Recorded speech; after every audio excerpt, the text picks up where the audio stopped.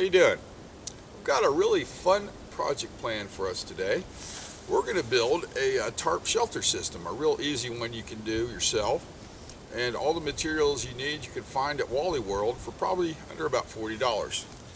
But before I get started, let me give you a little bit of the weather conditions. This morning when I hit the trail, it was 22 degrees, so it's a little cold. Had a wind coming out of the north, gusting from 15 to 20 miles an hour. I'm on location now and I'm in the bush, and I think the temperature at least came up to at least 30, maybe 4. I'll have to check my thermometer on the pack over there. But speaking of pack weight today was 19 pounds because I carried a lot of extra heavy gear with me. Okay, let's get back to the tarp systems. A friend of mine on YouTube, the New American Woodsman, right there if you take a look, inspired me to build this, and who inspired him was Louisville Gurr, inspired him to build his tarp system. And we all both are going to do it a little bit different. At the end of the video, I will put up a link, that way you can go view both of their videos and kind of get an idea what's going on. So we're going to start out with just a very simple 8x10 Mylar tarp. Now this is a 5 mil and it's very heavy and very strong. You can either go with the blue tarp, which is a lot lighter. That is your personal preference. But we're going to use just a standard silver one, and then we're going to use it for the reflective qualities of the tarp. Now as I go along, I'll explain each one of the pieces we're going to be using and where you can get them and how much they cost. So the tarp was right around $11, so you could probably find it anywhere from 10 to 15 depending on where you shop. So the first thing we need to do is I'm going to get this tarp sprawled out on the ground so we can start actually doing some work on it. And this area here looks really good, so let's start here.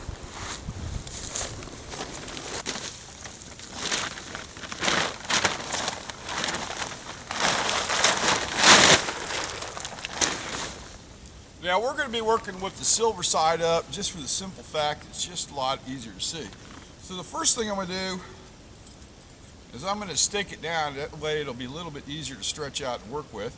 And the stakes we're going to be using, once again, you can find them at Wally World. Anywhere from about $5 to $6. They do come in packs of 5 or 6. I don't remember exactly. But you will need a total of 6 of them for this project. So let's get this stake down and kind of stretch her out a little bit.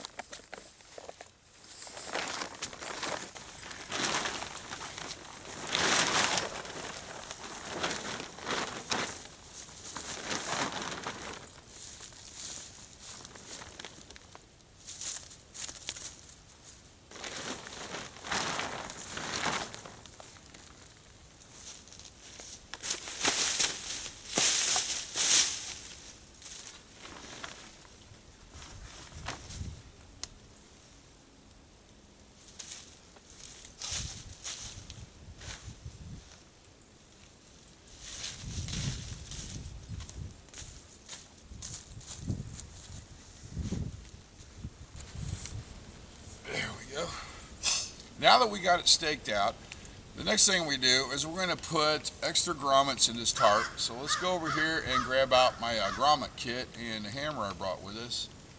And I think I got a good pounding log over here, so let's grab those. So here we have a little hammer. Oh, don't want to lose that guy. We'll be using it later. Tape measure, marker, and of course the grommet kit. You can find the grommet kit at Wally World, and they run from $6 to $7, and they have pretty much everything you need in them. Now the new ones don't have the little block like the old ones do, so I just threw a block in there from some of my other ones. So the first thing we need to do is I'm going to grab out my little diagram, and let's come over here and take a look at the tarp, and I'll show you exactly what we're going to do. We need to start making some marks in the tarp. Now up there is the 10-foot section, and 3 foot in on each side we're going to put a little mark so we can put a grommet, and do the same on that side.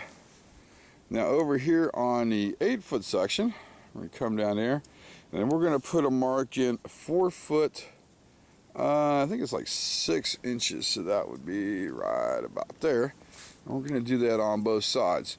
So let's grab the tape measure and my marker. Let's go ahead and mark these out real quick.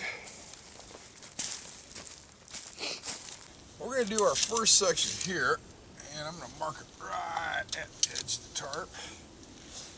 This one is going to be 4 foot 6 inches. I'm going to put a little mark right here. Then we're going to come over here and do 3 foot. We'll put our mark right there. 3 foot. Now let's come down here and do the same exact thing on the other side.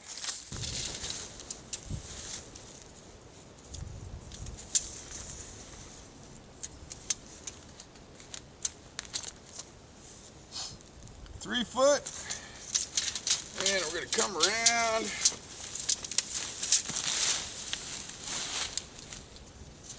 Do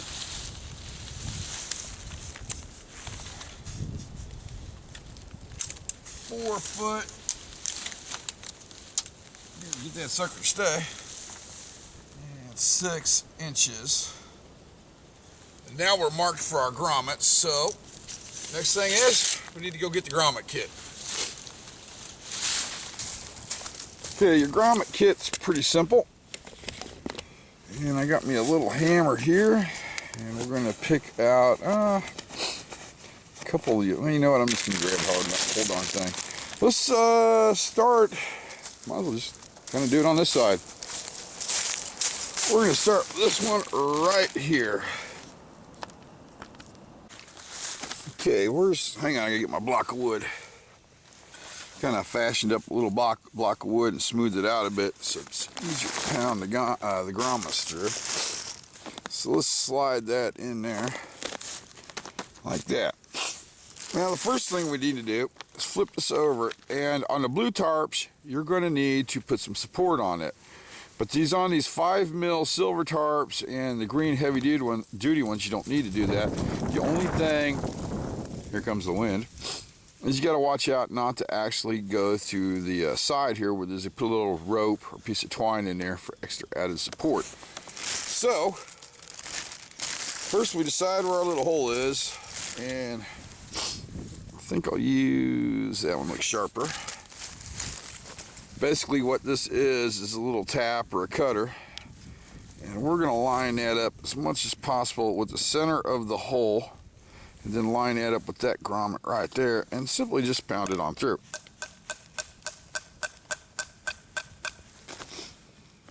And as you see, got a perfect little hole there. Then what we have is just basically a little die and tap, and we put that there. I'm going to grab a grommet. Actually, there's like several of them in there. I'm not sure how that happened. But that's the wrong one.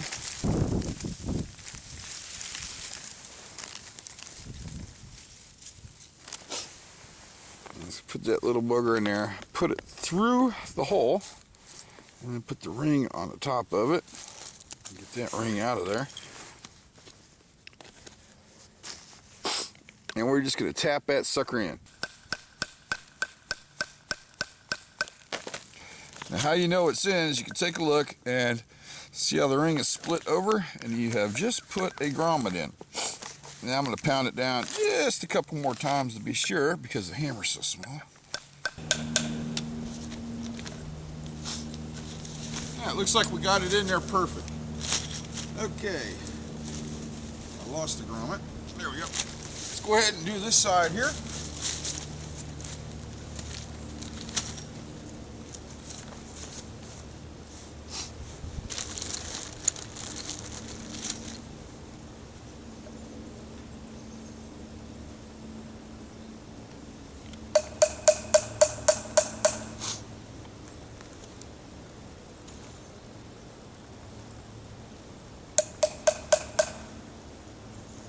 Remembering, be careful, do not hit the rope in there. That would just weaken the structure of the tarp.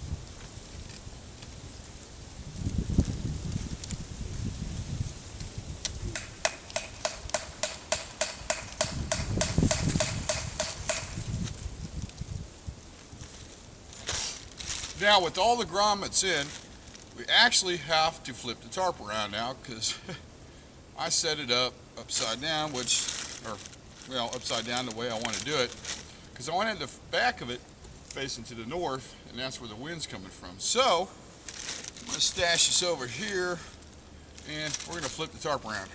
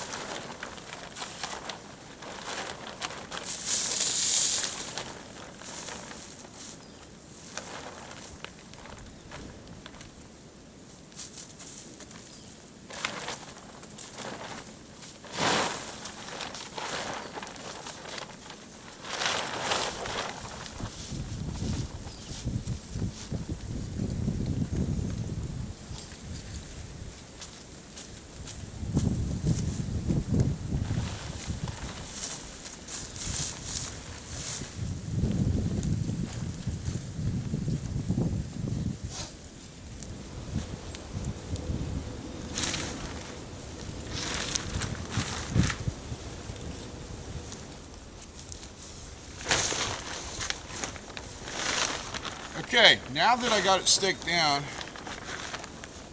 and you don't have to stake these front corners down, but I did because the wind keeps picking up here and bursts, and I just don't want the tarp blowing all over the darn place. I'm just going to fold it over, and come here, and I'm going to show you what we're going to be using. What we're going to be using is, these are actually shooting sticks you can find at Walmart. You can find them for about $10, and they're in the sporting goods section, and they are extremely adjustable.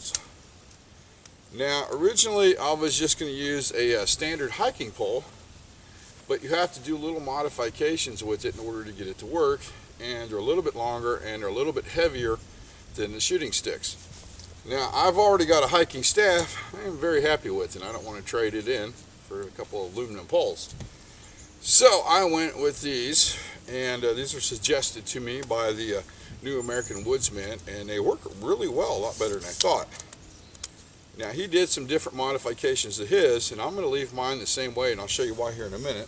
So we've got two of these, and somewhere, here's one of them, is what the gun will actually rest on, and these kind of screw on the top. So somewhere I've got, there it is, it's sitting on another one of these. So let's go over here to the first hole that is 3 foot out, and put one of these in. I'll show you what that's some trash getting away from me. Put this in over here, and we'll show you what it looks like.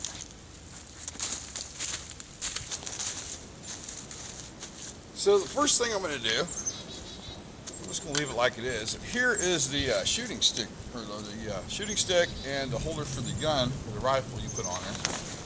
I'm going to put it in there. And if you remove, they've got a rubber cushion for this, and what else was on there? A little hand strap. You've actually got room to re-screw this back on. Now, the height on these kind of vary a little bit, so you're just going to have to mess around with it and get it actually where you want it. Once we put it up there, I'm going to actually remove this stake here on the corner, which works out good. Put it in here. And I think we'll stick it right here from now. And it's going to take a little time to get it adjusted right where you want it. So let's come over here and do the other side real quick.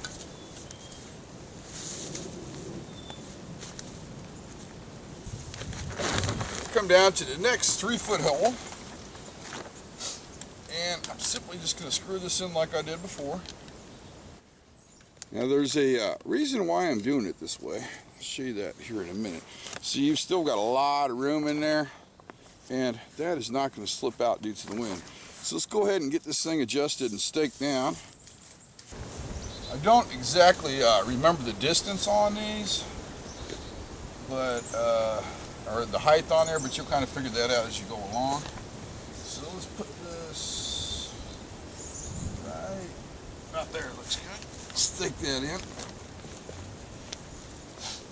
It's not bad. I think these need to go up just a little bit more.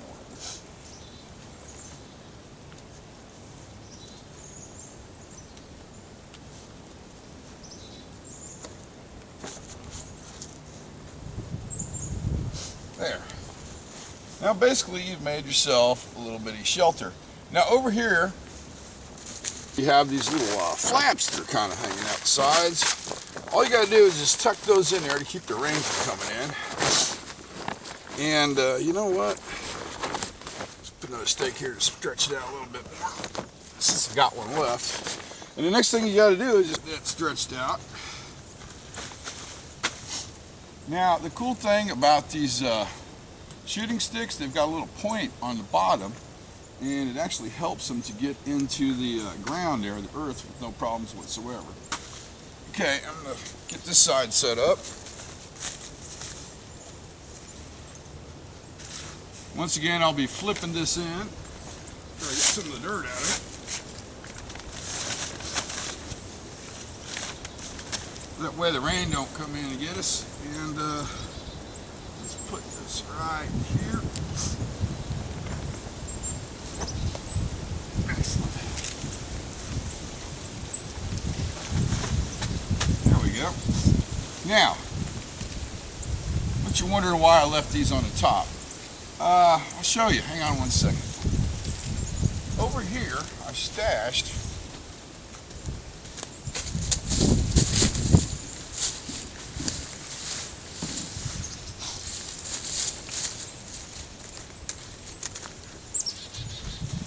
a couple of poles I made from the last time I was out here. That way, next time I come out, I can use them to hang one of my tarps up. And the purpose, leaving these on here on the top, is one we can tie these down, make it a little more structurally strong, and tie these up here. That way, if there's a heavy rain or a wind, you won't have any problems with blowing it in too bad. Now, we've got it pretty much set up. There's a little bit sag in there, so I need to tighten the back up a bit. But for right now, I'm gonna hop in there and see how it fits me. Now, I'm a fairly big guy, as you can tell, and I could thoroughly stretch out in this thing. The only thing that bothers me a bit is a little bit of the sagging here, but I think with longer stakes and angling the poles a bit more, that would probably solve the problem. But that's not a big deal. Huh. I got the sun coming in here and it's actually kind of heating up. Now, a lot of people will put a mylar blanket in here and glue it to that, which I might do a little bit down the road. I'm not sure yet. So let's get out and do a quick overview of the project. Yes, really a lot of room in here. I'm impressed. Okay, let's do our overview.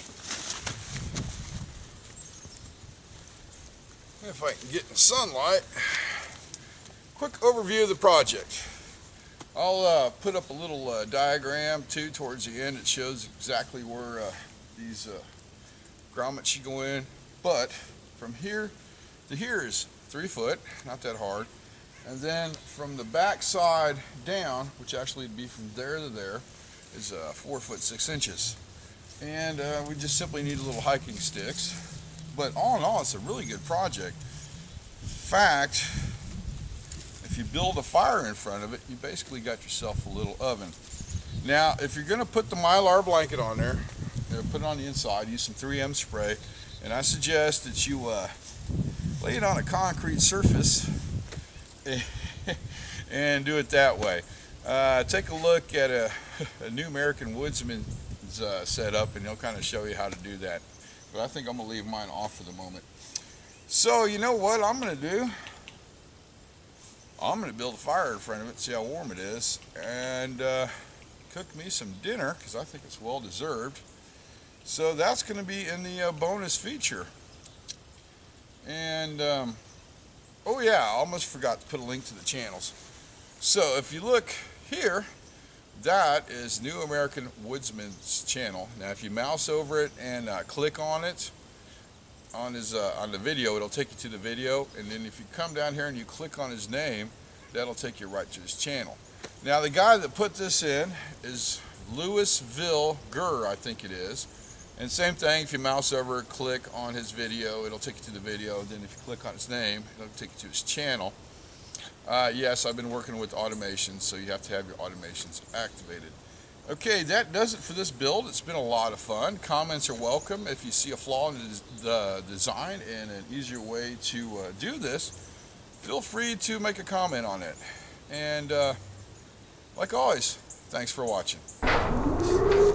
Okay, I was originally going to build the fire in front of the shelter, but the wind has shifted around a little bit. So I'm kind of using the shelter actually as a windbreak, because I'm getting some pretty good gusts now and again. And I think I'm going to go and attempt to use a fire trench. And I'm going to dig down, I think, at least a foot down if I can, and I don't think that's going to happen. So the ground is kind of frozen after the first couple inches. So I'm probably, we're just going to go with your standard size fire pit, it looks like, which is no big deal. And I'm using a pack shovel you get from Walmart, and actually working pretty good, but trying to get past about 3 or 4 inches of the ground, that's just not going to happen due to the fact that it's pretty much all frozen there. So yeah, so let's dig a little hole and go collect some wood and get that fire started. That's not bad. Another root, that's not good. Cover that guy up. Okay. I should do what I need it to do. Another freaking root. Heck.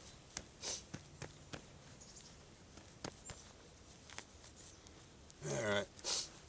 I'm going to go get us some wood and get the fire started.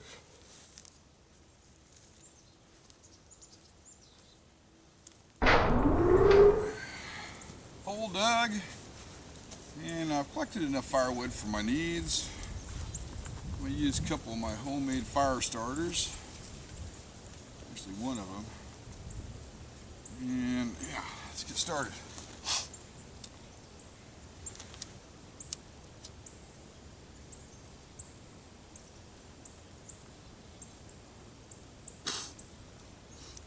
Shoot, even my fire starters are frozen. There we go. Which is a little concerning, because gotta hope my food's not frozen. That wouldn't be good. There we go. Now these things usually burn from 7 to 8 minutes, so I've got plenty of time to chop up some wood and throw it in here.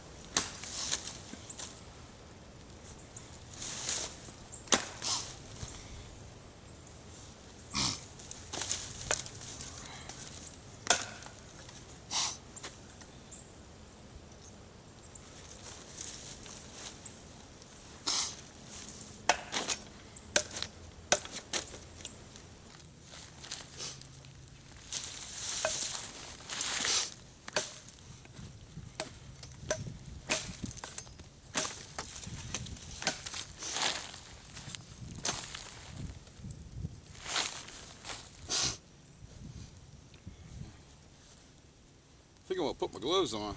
A little cold out. Alright.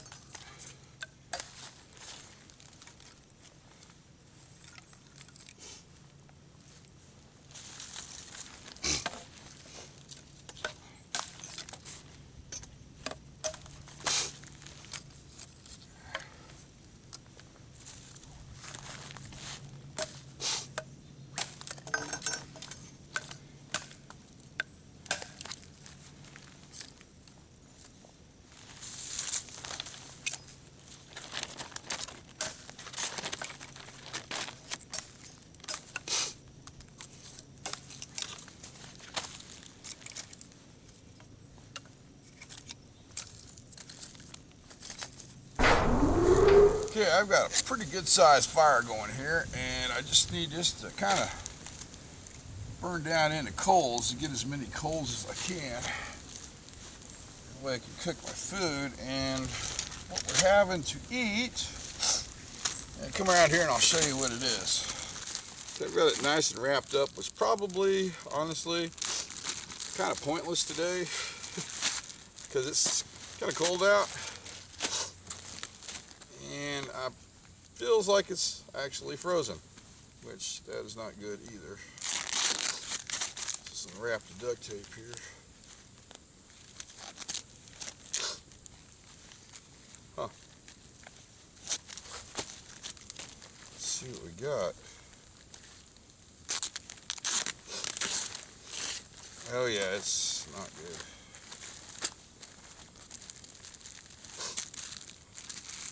What I got is some hamburger patties I made up, special spices and herbs on there. And they were not frozen this morning, but yeah, they're frozen now. So I think what I'm gonna have to do is set up my portable grill next to the fire and start out the thawing process. So let's do that right here because there's quite a bit of heat coming out. Okay, right there looks good.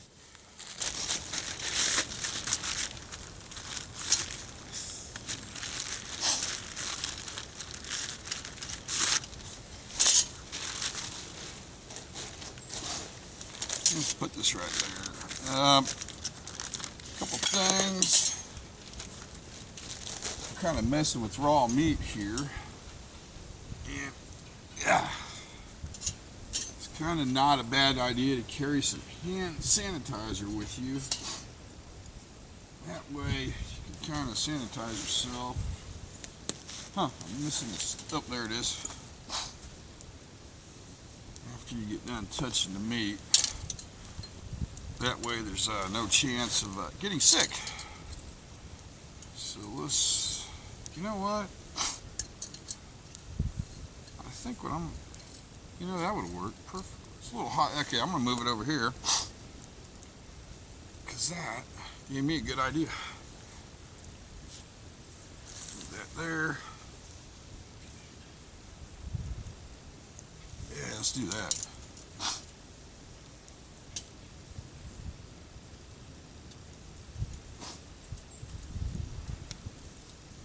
Oh, that's much better. As you can tell, I'm winging it. Okay.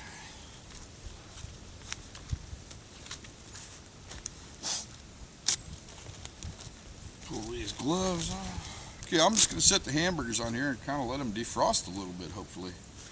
Cross your fingers.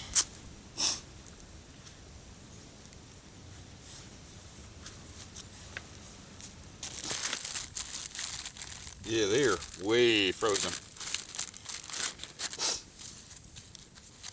Not too bad. There.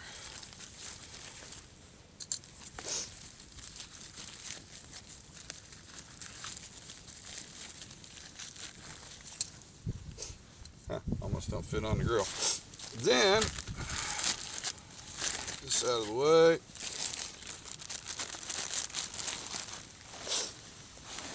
Sanitize. I'm going to dig a little trench with the pack shovel underneath the burgers and just kind of slowly shovel some embers under there. So let's do that. I think I'll put my gloves on. Put this one on.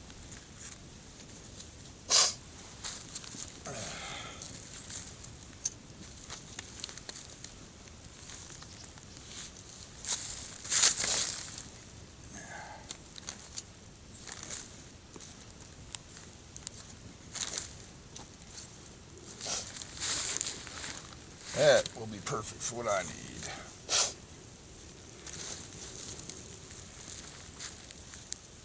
This little pack shovel's coming in pretty freaking handy.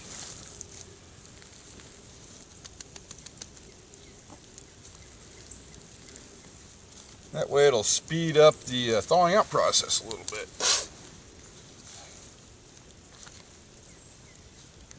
There.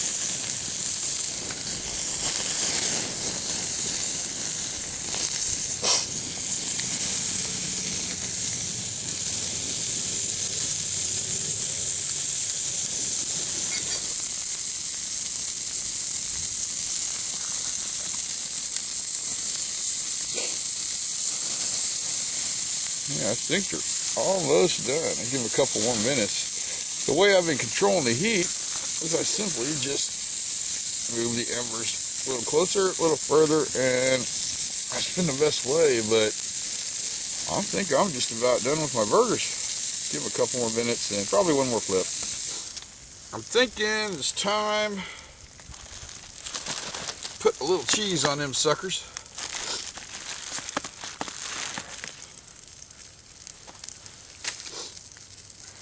Move that cold. There we go.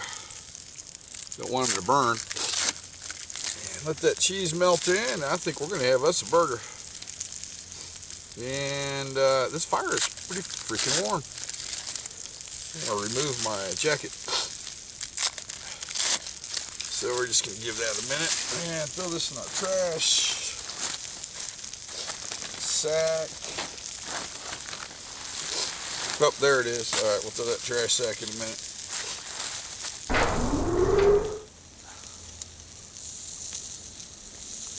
Yep, the cheese is definitely melted. A little plate here.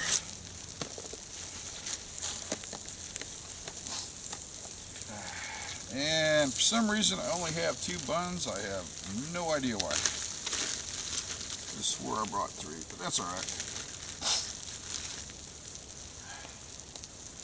One of them will be a double. Oh yeah.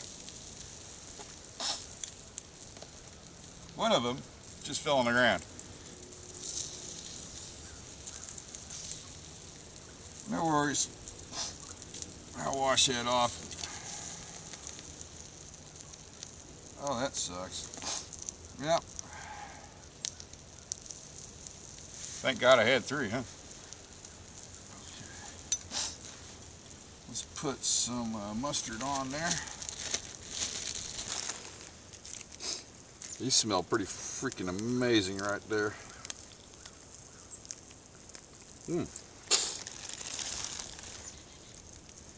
Too bad I lost one, but what the heck. Now, theoretically, if I wanted to, I could wash it off, cook it a couple minutes. It wouldn't be that big a deal, but I think I'm going to go with what I got here. Sanitize one more time, just to be safe.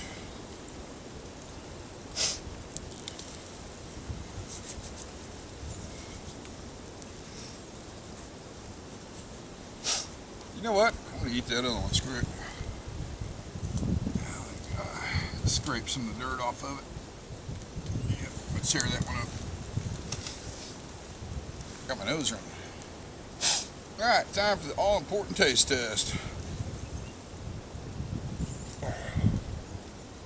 Oh, these are good and hot.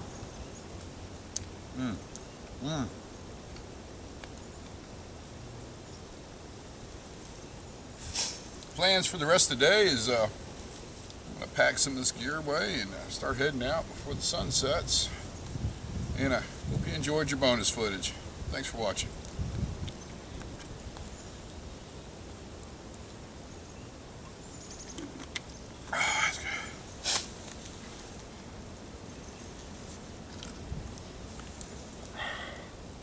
Crunchy.